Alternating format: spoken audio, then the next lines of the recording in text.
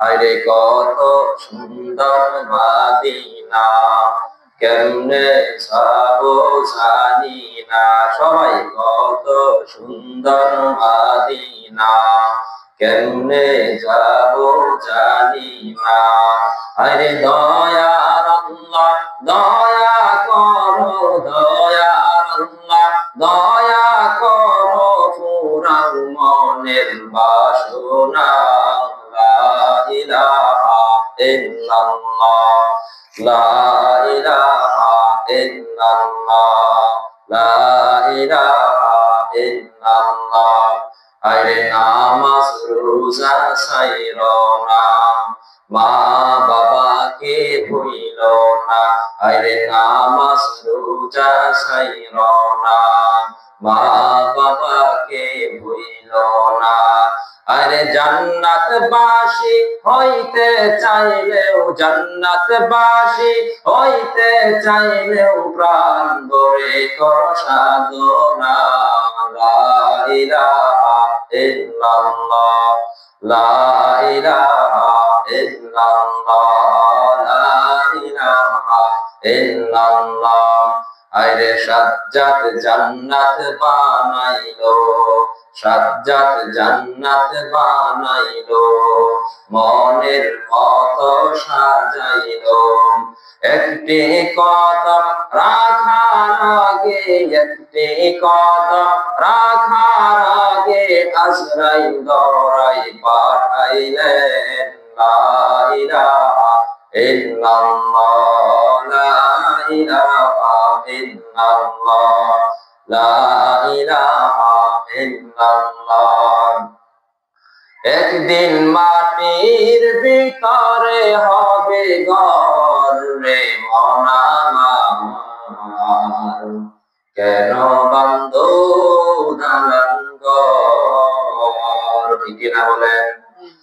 একদিন মাটির ভিতরে হবে ঘর রে মন আমার, কেন বান্ধ দালান ঘর। প্রাণ পাখি উড়ে যাবে পিঞ্জির ছেড়ে, দরদময় সবই রবে তুমি যাবে চলে। প্রাণ পাখি উড়ে যাবে পিঞ্জির ছেড়ে, দরদময় সবই রবে তুমি যাবে চলে। বন্ধু বান্ধব যত, মাতা পিতা তারা সুত, বন্ধু বান্ধব যত, মাতা পিতা তারা সুত, সকলেই ভাবে রবে পর রে মন আমার, কেন বান্ধ দালান ঘর রে মন আমার, কেন বান্ধ দালান ঘর। দেহ তোমার চর্ম চর গলে পচে যাবে, শিরা পশিরা গুলো ছিন্ন ভিন্ন হবে। দেহ তোমার চর্ম চর গলে পচে যাবে, শিরা পশিরা গুলো ছিন্ন ভিন্ন হবে। মন্ড মেরো দণ্ড, মেন্ড মর দণ্ড, সবই হবে খণ্ড খণ্ড। মন্ড মেরো দণ্ড, সবই হবে খণ্ড খণ্ড। পরে রবে মাটির উপর রে মন আমার, কেন বান্ধ দালান ঘর রে মন আমার, কেন বান্ধ দালান ঘর। আলহামদুলিল্লাহ, আল্লাহ রাব্বুল আলামিনের দরবারে লাখো কোটি শুকরিয়া যে রব্বুল আলামিন আজকে মাজালিস রহমান জান্নাতের বাগানে বসার তৌফিক দিয়েছেন। একজন খুশি নেবাজার যে টাঙ্গাইল জেলা কালিয়াকৈর থানায় নালিয়াচালা কেন্দ্রীয় জামে মসজিদের উদ্যোগে নবম ওয়াজ মাহফিলের সম্মানিত সভাপতি সাহেব এবং আমার ডানে বামে সামনে এবং পর্দার অন্তরালে মা ও বোনেরা, সকলের প্রতি আমার আন্তরিক সালাম। আসসালামু আলাইকুম ওয়া রাহমাতুল্লাহি ওয়া বারাকাতুহু। তো আল্লাহ রাব্বুল আলামিনের দরবারে লাখ কোটি শুকরিয়া জ্ঞাপন করি যে রব্বুল আলামিন আজকে নালিয়াচালা কেন্দ্রীয় জামে মসজিদের পাশে মাজালিস রহমান জান্নাতের বাগানের ব্যবস্থা করেছেন। এই এলাকার বাবাজিরা, যুবক ভাইয়েরা, এজন্য তাদেরকে অসংখ্য ধন্যবাদ। হাদিসের মধ্যে আসছে রাসূলুল্লাহ সাল্লাল্লাহু আলাইহি ওয়াসাল্লাম বলেন যে যেখানে কোরআন এবং হাদিসের আলোচনা করা হয় সেই জায়গা সবচেয়ে দামি জায়গা। সুবহানাল্লাহ। এজন্য আমরা যারা এখনো বাড়িতে আছি রাস্তাঘাটে ঘোরাফেরা করতেছি, রাস্তাঘাটে ঘোরাফেরা না করে অতি তাড়াতাড়ি এমন একটা নিয়ামত আল্লাহ তাআলা আপনাদেরকে দিয়েছেন। এই নিয়ামতের কাজে লাগিয়ে আমরা এখানে মাহফিলে এসে বসে যাই। আমি কোরআন থেকে যে আয়াতে কারিমা তেলাওয়াত করেছি সেই আয়াতের ভিতরে আল্লাহ ঘোষণা করেন, ইল্লা মান তাবা ওয়া আমানা ওয়া আমিলা আমালান সালিহান ফাউলাইকা ইউবাদদিলুল্লাহু সাইয়্যাতিহিম হাসানাত ওয়া কানাল্লাহু গফুরুর রহিমা। আমার রব্বুল আলামিন ডাক দিয়ে কোরআনের ভিতরে বান্দা বান্দীদেরকে জানা দেয়। আল্লাহ রাব্বুল আলামিন বললেন, যারা তওবা করে, ইল্লা মান তাবা, যারা তওবা করে, ওয়া আমানা, এবং আমি রবের উপরে ঈমান আনয়ন করে, ওয়া আমিলা আমালান সালিহান, এরপরে সৎ কাজ করে, নেক কাজ করে, আল্লাহ তাআলা তাদের ব্যাপারে ঘোষণা দিলেন, ফাউলাইকা ইউবাদদিলুল্লাহু সাইয়্যাতিহিম হাসানাত। আল্লাহ রাব্বুল আলামিন তাদের জন্য ঘোষণা দেন, আমি আল্লাহ পাক রব্বুল আলামিন ওই সমস্ত বান্দাদের সাইয়্যাতিহিম, গুনাহগুলোকে পরিবর্তন করে নেকের দ্বারা পরিবর্তন করে দেব। সুবহানাল্লাহ। আল্লাহ বলেন, যারা তওবা করে, আমি রবের উপর বিশ্বাস করিয়া এবং আমল করে, নেক আমল করে, ভালো কাজগুলো করে, আল্লাহ পাক রব্বুল আলামিন বলেন তারা পূর্বে যে গুনাহগুলো করেছে সেই গুনাহগুলোকে নেকের দ্বারা পরিবর্তন করে দেব। সুবহানাল্লাহ। এজন্য মুসলমান বাবাজিরা আমার, আল্লাহ পাক রব্বুল আলামিন তওবার দরজা বান্দার জন্য খুলিয়া রেখেছেন। মানুষের দরজা বন্ধ হয়ে যেতে পারে, রাতের গভীরে বাড়িতে গেলে দরজা বন্ধ হয়ে যাবে, মার দরজা বন্ধ, বাবার দরজা বন্ধ, কিন্তু আমার আপনার মালিক, যে মালিক আমাকে আপনাকে সৃষ্টি করলো, সে মালিকের দরজা কিন্তু সর্বদা আমাদের জন্য খোলা, ঠিক কিনা? ও মুসলমান বাবাজিরা আমার, আল্লাহ রাব্বুল আলামিনের দরবারে তওবা করো। জীবনে কত গুনাহ করলা, জীবনে কত নামাজ ছেড়ে দিলা, জীবনে কত সুদ খাইলা, ঘুষ খাইলা, কিন্তু একবারও কি তোমার চিন্তা লাগে না? একবারও কি তোমার চিন্তা আসে না এই দুনিয়ার থাকা জায়গা না, এই দুনিয়া থেকে চলে যাইতে হবে? তওবা করো মুসলমান বাবাজিরা আমার, ও পর্দার অন্তরালে মা ও বোনেরা, আল্লাহ রাব্বুল আলামিনের কাছে তওবা করো। আল্লাহ রাব্বুল আলামিন তওবার দ্বারা গুনাহগুলো মাফ করে দিবেন। অতীতে যে গুনাহগুলো করেছেন সেই গুনাহগুলো নেকের দ্বারা পরিবর্তন করে দিবেন। তিনি হলেন কে? এজন্য মুসলমান বন্ধুরা আমার, লক্ষ্য করুন বিশ্বনবী সাল্লাল্লাহু আলাইহি ওয়াসাল্লামের সাহাবাদের কামদের দিকে। সাহাবীরা কেমন জীবন যাপন করেছিল, নবীর আদর্শকে আঁকড়ে ধরেছিল। সাহাবীদের মধ্যে হযরত মাইজ ইবনে মালিক রাদিয়াল্লাহু তাআলা আনহু আল্লাহর নবীর সাহাবী ছিলেন। এই সাহাবী গুনাহ করছে, গুনাহ করার সঙ্গে সঙ্গে নবীর কাছে চলে আসলেন। নবীর কাছে আয়েশা বলে, আপনার নবী পয়গম্বর, আমি তো গুনাহ করে ফেলেছি, আমার গুনাহ কোনো মাফের ব্যবস্থা আছে কিনা বলেন। ও মুসলমান বাবাজিরা আমার, একটু লক্ষ্য করুন, চিন্তা করে দেখেন, এই এলাকার মধ্যে যদি আল্লাহর এক বান্দা, যুবক ভাই গুনার কাছে লিপ্ত হয়, লিপ্ত হওয়ার পরে আয়েশা কিন্তু মসজিদের ইমামের কাছে বলে না, হুজুর আমি গুনাহ করে ফেলেছি, এই গুনার কোনো মাফের ব্যবস্থা আসেনি। কিন্তু আমার আপনার পয়গম্বরের সাহাবীদের আদর্শ এটা ছিল না। সাহাবীরা যখনই গুনাহ করত আল্লাহর কাছে তওবা করত। বিশ্বনবীর সাহাবী মায়েস ইবনে মালিক রাদিয়াল্লাহু তাআলা আনহু নবীর কাছে এসে বলে, ইয়া রাসূলুল্লাহ, ইয়া হাবিবাল্লাহ, আমি তো ব্যভিচার করেছি, গুনাহ করেছি, আমার মাফের কোনো ব্যবস্থা আসেনি। এই গুনাহ নিয়ে যদি মারা যায় তাহলে হাসরের ময়দানে আল্লাহর কাছে আমার চেহারা কেমনে দেখাবো? আমার চেহারা দেখানোর মতো আমার চেহারা দেখাইতে পারবো না। ও আল্লাহর পয়গম্বর, আপনি আমার মাফের ব্যবস্থা করে দেন। আল্লাহর নবী সাল্লাল্লাহু আলাইহি ওয়াসাল্লামের কথা শোনার পরে তার চেহারা ঘুরায় নিলেন। আবার বললেন, বিশ্বনবী বললেন, ও সাহাবী, যাও বাড়িতে যাও, বাড়িতে গিয়ে আল্লাহর কাছে তওবা করো, আল্লাহর কাছে তওবা করো। এবার মায়েস রাদিয়াল্লাহু তাআলা আনহু আমার নবীকে ডাক দিয়ে বলে, ও আল্লাহর নবী পয়গম্বর, আমার মাফের কোনো ব্যবস্থা আছে নি? নবীজি আবার বললেন, বাড়ির দিকে যাও, বাড়ির দিকে তওবা করো। এবার মায়েস ইবনে মালিক রাদিয়াল্লাহু তাআলা আনহু বাড়ির দিকে রওনা হয়। কিন্তু রওনা হওয়ার পরে সে বাড়িতে না গিয়া সে আবার নবীজির কাছে আসে।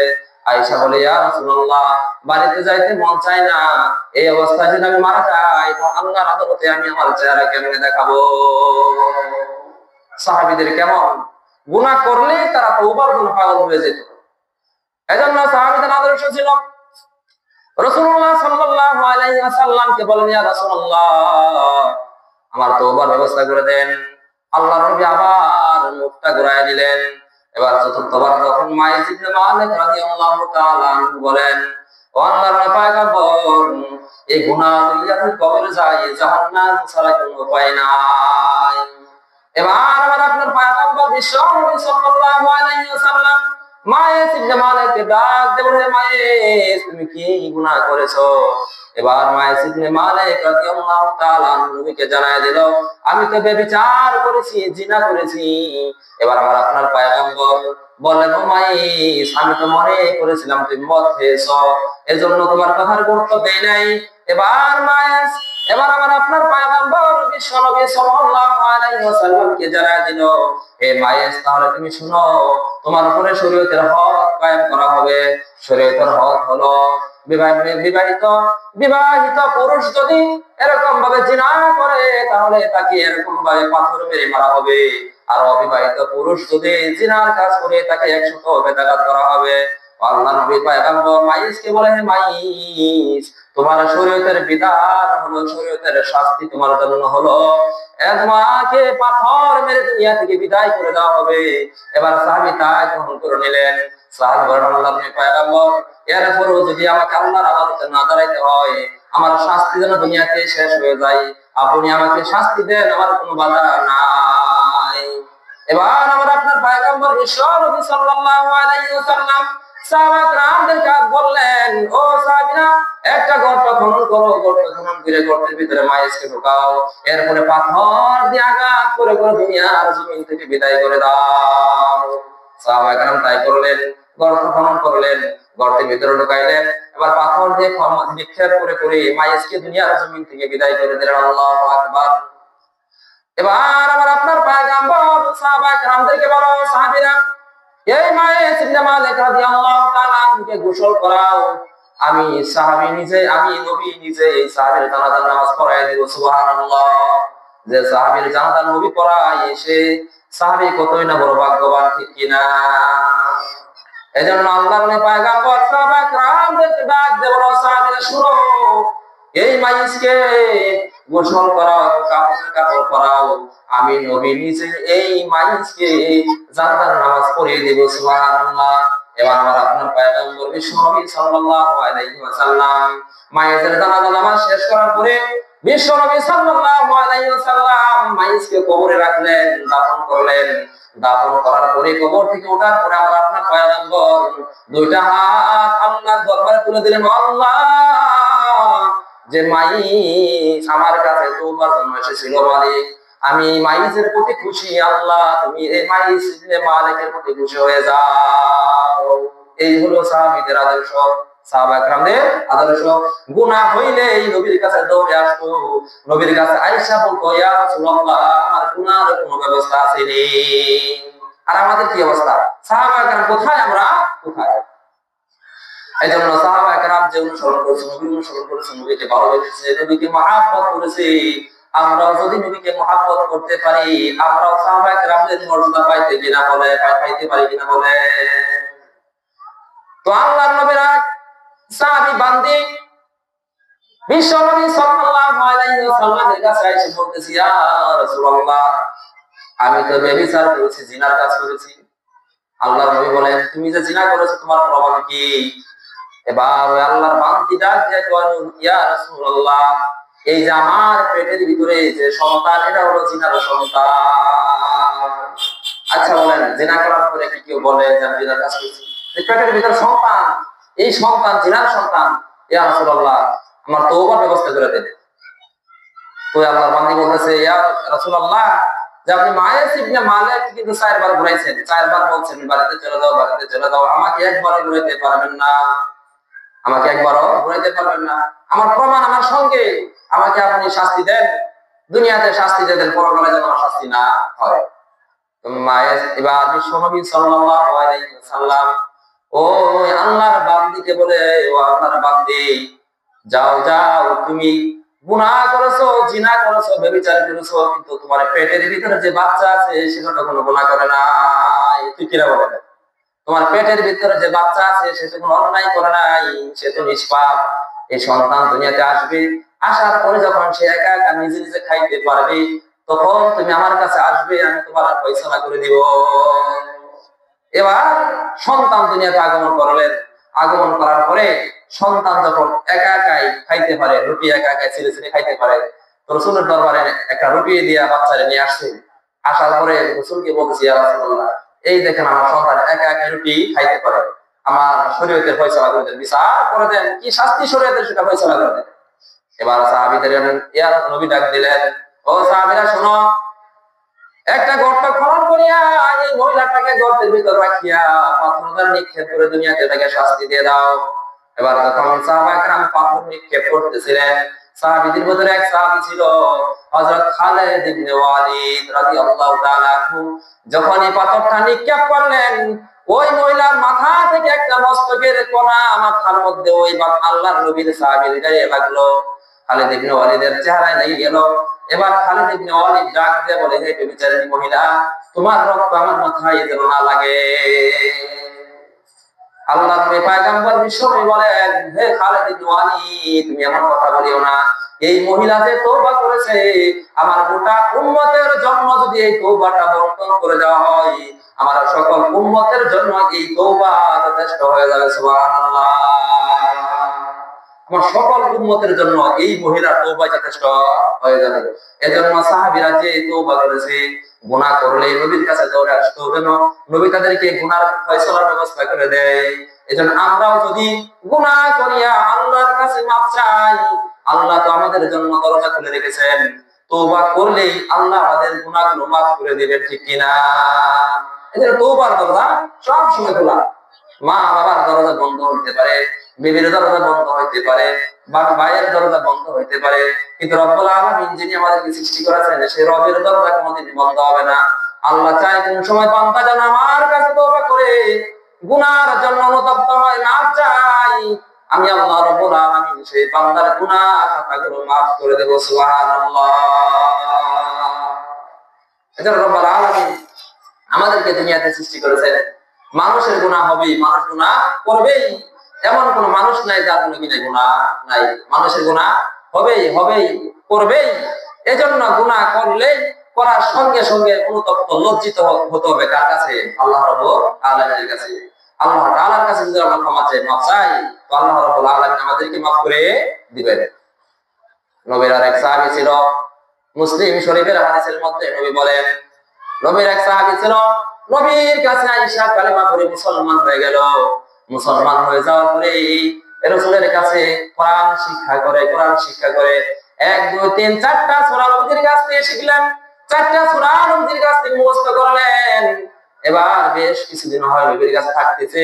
নবীর কাছে থাকার পরে নবীকে বলে, ইয়া রাসূলুল্লাহ, আপনার কাছে বেশ কিছুদিন হয়, আপনার কাছে থাকলাম, 4টা সূরা মুখস্থ করলাম, যদি আপনি আমাকে একটা বিবাহ করাই দেন তাহলে আমার অনেক উপকার হইতো। আমাকে একটা বিবাহ করাই দিলে অনেক উপকার হইতো। তো রাসূলুল্লাহ সাল্লাল্লাহু আলাইহি সাল্লাম বলেন, তুমি যে বিবাহ করতে চাও, তোমার কি স্ত্রীকে খাওয়ার মতো বরণ পোষণ আছে, টাকা পয়সা আছে? তোমার তো কিছুই নাই, মহরে দিতে পারবা না, তুমি বিবাহ করবা কিভাবে? রাসূলুল্লাহ সাল্লাল্লাহু আলাইহি সাল্লাম বলেন, যে আমার উম্মতের বিবাহ করার সামর্থ্য নাই, শক্তি নাই, সে আমার উম্মত যেন রোজা রাখে, রোজা রাখলে ওই বান্দার গুনাহ থেকে বেঁচে থাকার সম্ভব হবে, ঠিক কিনা? এজন্য যখন মানুষ রোজা রাখে তখন তার শরীর দুর্বল হয়ে যায়। এজন্য নবীজি জানাই দিলেন যে আমার উম্মতের বিবাহ করার শখ হয়েছে, ইচ্ছা হয়েছে, কিন্তু টাকা পয়সা নাই, স্ত্রীকে মহর দেওয়ার মতো কোনো টাকা পয়সা নাই, ওই আমার উম্মত যেন রোজা রাখে, রোজা রাখলে তার তার মনের সাথে সে কি করবে, জিহাদ করবে, মনটা দুর্বল হয়ে যাবে, বিবাহ করার চাহিদা থাকবে না। তো নবীর সাহাবী বলতেছে, ইয়া রাসূলুল্লাহ, আমাকে একটা বিবাহ করাই দেন। আল্লাহ বলেন, ও সাহাবী রে, বিবাহ করবি, কিন্তু তোর মহর দেওয়ার কোনো টাকা পয়সা নাই। এবার ওই আল্লাহর নবীর সাহাবী ডাক দেয়, নবীজি, আপনি তো ঘোষণা করেছেন যে ব্যক্তি কোরআন শিক্ষা করে এবং শিক্ষা দেয় এই দুনিয়ার মধ্যে সবচেয়ে বেশি ব্যক্তি শ্রেষ্ঠ। সুবহানাল্লাহ। আমি 1 2 3 4টা সূরা আপনার কাছে মুখস্থ করেছি, আপনি তো বলেছেন যার কাছে কোরআন আছে, হাদিস আছে, কোরআনের তেলাওয়াত আছে, তার কাছে দুনিয়ার কোটিপতির চাইতেও বেশি নেক আছে। সুবহানাল্লাহ। দুনিয়ার কোটিপতির চাইতে সম্পদ তার কাছে বেশি আছে, এটা আপনিই বলেছেন। এবার নবী আমার বলেন, হে আল্লাহর নবী, সাহাবী, আমি তো ঠিকই বলেছি, তুমিও তো ঠিক বলছো। আচ্ছা ঠিক আছে, তোমাকে একটা বিবাহ করাই দিব। তো বিশ্বনবী সাল্লাল্লাহু আলাইহি সাল্লাম বললেন, তুমি কালকে এই মদিনার অলিতে গলিতে যত রাস্তা আছে এই দিকে হাঁটবা, সকালবেলা রওনা দিবা, তোমার সামনে যে মহিলাটা আসবে সেটাই তোমার স্ত্রী হবে। সুবহানাল্লাহ। সেটাকে তুমি ভাববা যে সেটা আমার স্ত্রী। এবার বিশ্বনবী সাল্লাল্লাহু আলাইহি সাল্লাম বলেন, মিথ্যা বলে কিনা? তিনি কোনোদিন মিথ্যা কথা বলে নাই। এবার বিশ্বনবী সাল্লাল্লাহু আলাইহি ওয়াসাল্লাম জানায় দিল, কালকে তুমি মদিনার অলিতে চলবা, যে মেয়েটা সর্বপ্রথম তোমার সঙ্গে সাক্ষাৎ হবে সেই মেয়েটা হলো তোমার স্ত্রী, আর সেই মেয়েটা হলো বড় সাহাবা গোত্রের মহিলা, সবচাইতে সম্ভ্রান্ত পরিবারের, ধনী পরিবারের সুন্দরী মহিলা। সুবহানাল্লাহ। সাহাবী কয়, হুজুর, আমি গরিব মানুষ, থাকার ঘর নাই, আপনি আমাকে থাকার জন্য ব্যবস্থা করে দিয়েছেন, আপনার কাছে আমি থাকি, তো আমাকে এত সুন্দরী একটা মেয়ে, ধনী পরিবারের মেয়ে, হ্যাঁ, আমাকে বিবাহ কেমনে করবে? রাসূল বললেন, হ্যাঁ, আমি যেটা বলেছি সেটাই হবে, যাও, তুমি যাও। বিশ্বনবী সাল্লাল্লাহু আলাইহি সাল্লাম বললেন, বলার পরে পরের দিন যখন রাস্তা দিয়ে রওনা হলেন, রাস্তা দিয়ে রওনা হইতে হইতে সামনে একটা মেয়ে আসার পরেই মেয়েটার পরিচয় জানতেছে, আসলে সত্য না মিথ্যা। রাসূল যে বলছে বড় সাহাবা গোত্রের মেয়ে, সুন্দরী মেয়ে হবে, আসলে সুন্দরী মেয়ে, কিন্তু একটু দিনে যাচাই করতেছেন। সাহাবী বলতেছেন, হে মেয়ে, তোমার বংশের নাম কি? বড় সাহাবা। তুমি বললো, হ্যাঁ। হ্যাঁ, তখন রাসূল সাল্লাল্লাহু, ওই আল্লাহর নবীর সাহাবী বলতেছে, তোমার সাথে রাসূল সাল্লাল্লাহু আলাইহি সাল্লাম আমাকে বলেছে বিবাহ করিয়ে দিবে, তুমি আমার স্ত্রী। সুবহানাল্লাহ।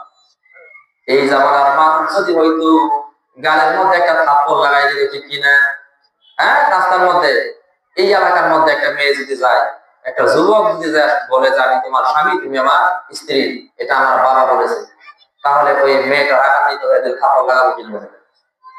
হ্যাঁ, অবস্থা খারাপ হয়ে যাবে। এজন্য নবীর কথা শুনলেন, নবীর কথা শোনার পরে ওই মেয়েটা কোনো কিছু বলে নাই, নবীকে কেমন রসন করতো, মহব্বত করতো। মুসলমান বাবাজির আমার, যেই নবীর কথা বলছে, নবীর কথা বলার পরে মেয়েটা বলতেছে যে নবী যে বলছে, মনে মনে বলতেছে যে নবী যে আসলে কথাটা বলছে, কথাটা প্রমাণ করা দরকার আছে না নাই? আচ্ছা চলো নবীর কাছে চলো।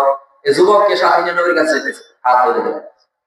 এবার সামনেই ওই মেয়েটার বাবার সঙ্গে সাক্ষাৎ, এক ছেলে আর এক মেয়ে, দুইজনে হাত ধরে নবীজির কাছে যাইতেছে। এবার বাবা ডাকতে বলে, ও মা, তুমি কেন একজন পর পুরুষের হাত ধরে ধরে যাইতেছ?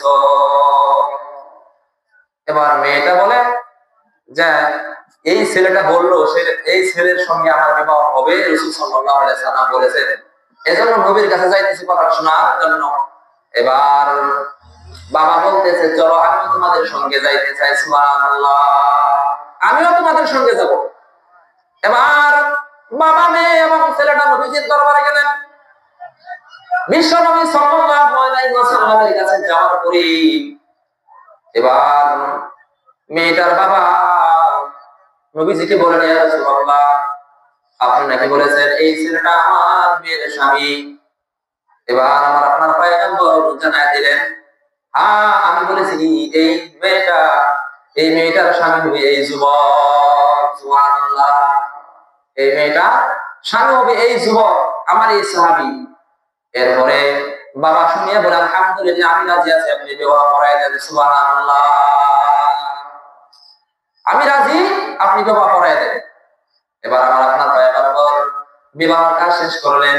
শেষ করার পরে ওই যুবক তো গরিব মানুষ, টাকা পয়সা নাই, নবীজির কাছ থেকে মহরের টাকা দিলেন, পরিশোধ করলেন, আর কিছু টাকা বাজারে নিয়ে বাজার করে বাড়িতে আনলেন। এবার রাতের বেলা এই যুবক ঘরে যাবে বা শহর করে চলবে, ঘরের ভিতরে যাইয়া দেখে বিভিন্ন ধরনের খাবার, খাবারের কোনো অভাব নাই, এত খাবার, সে কি আর খাবে, খাবার দেখিয়ে সে সহ্য হয়ে গেছে। আরে আমি গরিব মানুষ ছিলাম, জীবনে এত খাবার দেখি নাই, নবী আমাকে কালেমা পড়ায়া মুসলমান বানায়া নবীর কাছে থাকার জায়গা দিল, এমন নবী আমাকে ব্যবস্থা করে দিল, নবীর কথা কেমনে বলতে পারে মুসলমান। এজন্য যখন এই খাবার দেখলেন একেবারে এসে সঙ্গে চমকে গেলেন। এবার খাবার শেষ করলেন, খাবার শেষ করার পরে বাসরাতে বাসন করবে। এবার বিবির কাছে স্বামী গেল, যাওয়ার পরে বিবিকে দেখিয়া ওই যুবকটা কান্না করে কান্না করে হাউ মাউ করে ঘরের ভিতরে কান্না করে। বাহির থেকে সাহাবীরা বলে, এই আল্লাহর বান্দা যুবক কেন কান্না করে? আজকে বান্দার এই সাহাবী ভাইয়ের আজকে বাসর রাত। আচ্ছা বলেন তো, বাসর রাতে কেউ কান্না করে না আনন্দে থাকে? শুধু আনন্দে নয়, এরকম বক্স বুকস বাজায় গান টান বাজায় আরো ফুর্তি করে, ঠিক কিনা? যদি বলে এই যুবক চলো আজকে অমুক জায়গায় মিটিং আছে, এমপি সাহেব আসতেছে, মন্ত্রী সাহেব আসতেছে, তারপরেও কিন্তু সে সেখানে যাইতে রাজি নয়, আমার মিটিং এর মিছিলের দরকার নাই, আমি এই সুযোগ ছাড়তে চাই না, ঠিক কিনা? কিন্তু নবীজির আদর্শ, সাহাবায়ে কেরামদের আদর্শ এমন ছিল না। বিশ্বনবী সাল্লাল্লাহু আলাইহি ওয়াসাল্লামের সাহাবী বাসর রাতে হাওমাও করে কান্না করে, আর অন্য সাহাবীরা বাহির থেকে আওয়াজ শুনেন, আওয়াজ শুনিয়া সাহাবায়ে কেরাম বলে, কি ব্যাপার, বাসর রাতে সেই যুবক কান্না করে কেন? এবার কান্না করতে করতে পাশেই মসজিদে নববী, পাশে মসজিদে নববীর পাশে গিয়া দৌড়ে গেলেন মসজিদে নববীতে, যায় এরকম ভাবে নামাজে দাঁড়িয়ে গেলেন। সুবহানাল্লাহ, আল্লাহর নবীর সাহাবী নামাজে দাঁড়ায় গেছে, নামাজ পড়তেছে। একদিন প্রথম দিন এই অবস্থা, দ্বিতীয় দিন আবার আল্লাহর নবীর সাহাবী বাসর করে গেল, আবার হাওমাও করে কান্না করে, হাওমাও করে কান্না করে। এবার হাওমাও করে কান্না করার পরে মসজিদে নববীতে যাই, আমার নামাজে দাঁড়াইয়া কান্না করে। তৃতীয় দিনের অবস্থা, আবার হাওমাও করে কান্না করে মসজিদে নববীতে দৌড়ে গিয়ে নামাজে দাঁড়ায়। এই দৃশ্য দেখিয়া ঘরের ভিতরে স্ত্রী তার বাবাকে সংবাদ জানাইলো। আচ্ছা বলেন তো, এই অবস্থা যদি কোনো একটা মেয়ের হয়, মেয়ে কি বাড়িতে থাকবে? এরপরও কিন্তু সেই মেয়েটা বাড়ি থেকে যায় নাই, শুধু সংবাদ বাবার কাছে পৌঁছে দিছে, বাবা গো, আপনার জামাইতে অবস্থা, প্রথম দিন কান্না করলো চলে গেল, দ্বিতীয় দিনে কান্না করলো চলে গেল, তৃতীয় দিনে কান্না করলো চলে গেল, এই হলো আমার অবস্থা। আচ্ছা বাবা মা যদি সন্তানের এই অবস্থা শুনে কষ্ট হবে কিনা? বাবা ডাকে বলে, মারি, তোকে একজন অপরিচিত মানুষের কাছে বিবাহ দিলাম, নবীর কথা শুই না, আমি তো চিনি না জানিও না, নবীর কথা শুই না, আমি তোমাকে বিবাহ দিলাম, আমার এখন কিছুই করার নাই। এবার নবীর কাছে বিচার দিল, ইয়া রাসূলুল্লাহ, আল্লাহর পয়গম্বর, আপনি যে যুবকের সঙ্গে আমার মেয়ের বিবাহ দিলেন, সেই যুবকটা বাসর রাতে গিয়ে 1-2-3 দিন পর্যন্ত কান্না করে, কি অবস্থা, কেন কান্না করে জানতে চায়। সাহাবীদেরকে বলল, সাহাবীরা যাও, ওই আমার সাহাবীকে ডেকে নিয়ে আসো। আনার পরে ওই সাহাবীকে বললেন, কি ব্যাপার, কি সমস্যা তোমার?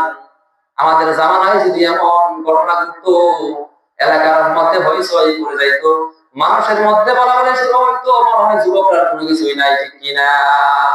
কিন্তু সাহাবায়ে কেরামের আদর্শ কিন্তু এমন ছিল না। সাহাবীরা একজন আরেকজনকে ভালোবাসতো, একজন আরেকজনকে শত্রু মনে করতো না। এরপর রাসূলের কাছে যাওয়ার পর রাসূল সাহাবীকে ডাক দিয়ে আসলেন, আনার পরে তো রাসূল জিজ্ঞাসা করলেন, কি ব্যাপার, তোমার কারণটা কি এরকম করো? তো ওই সাহাবী ডাক দিয়ে কই, ইয়া রাসূলুল্লাহ, আমি আপনার কাছে কোরআনের 4টা সূরা তেলাওয়াত শুনেছি, 4টা সূরা মুখস্থ করেছি।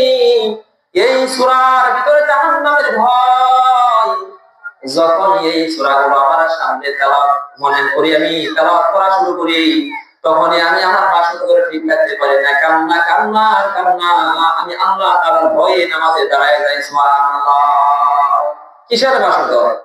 যে 4টা সূরা আমি আপনার কাছে শিখছি, এই 4টা সূরার ভিতরে শুধু জাহান্নামের ভয় আর জাহান্নামের ভয়।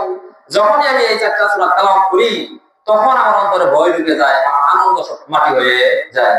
এজন্য আমি মুসলমান বাবাজিদেরকে বলতে চাই, আমি কোরআন থেকে যে আয়াতে কারিমা তেলাওয়াত করেছি, আমরা যদি তওবার মতো তওবা করতে পারি, আল্লাহ রাব্বুল আলামিন বলেছেন, তাহলে তোমাদের গুনাহগুলোকে আল্লাহ তাআলা নেকের দ্বারা পরিবর্তন করে জান্নাতে পৌঁছানো করে দেবে। সুবহানাল্লাহ। আমরা সবাই জান্নাতে যেতে রাজি আছি ইনশাআল্লাহ। কে কে জান্নাতে যেতে হাত তুলে দেখে আল্লাহ রাব্বুল আলামিন। আল্লাহ রাব্বুল আলামিন আমাদের সকলকে জান্নাতের মেহমান হিসেবে কবুল আর মঞ্জুর করুন। সকলে বলেন আমিন।